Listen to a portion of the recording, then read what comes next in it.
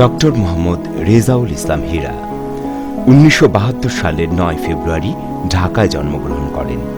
তিনি ১৯৯৮ সালে Dhaka medical college হতে MBBS ডিগ্রি অর্জন করেন।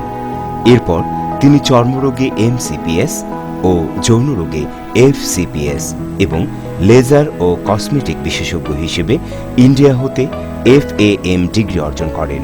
ত্বক, অ্যালার্জি ও যৌন রোগের পাশাপাশি তিনি ত্বক এবং চুলের কসমেটিক ও লেজার চিকিৎসা করে থাকেন। বর্তমানে তিনি ইউনিভার্সাল মেডিকেল কলেজ ও হাসপাতালের চর্মরোগ বিভাগের চিফ কনসালটেন্ট হিসেবে কর্মরত আছেন। এখনকার আলোচনার বিষয় হলো ত্বকের সুস্থতার করণীয়। ত্বকের সুস্থতার প্রথম করণীয় বিষয় হলো পর্যাপ্ত পরিমাণে পানি পান করা। আমাদের শরীরের প্রতিটা কোষের 92-3%ই পানি।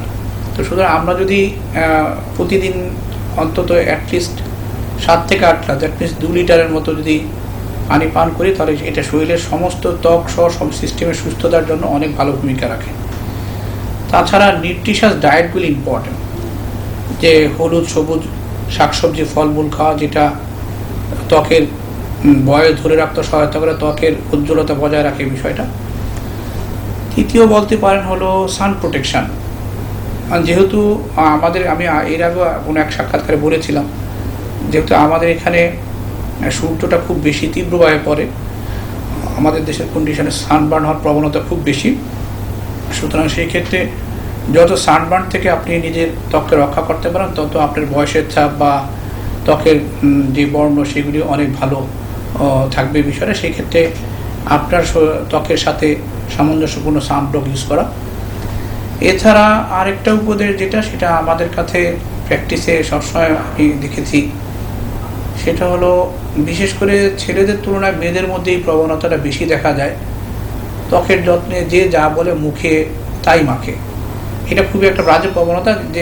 এবং সেই ক্ষেত্রে দেখা যায় যে আমাদের কাছে অনেক ক্ষেত্রে আসে হলো পুরো স্কিনটা বা ত্বকের কন্ডিশনটা খুব বাজে করে তারপর ডার্মাটোলজিস্টের কাছে আসে।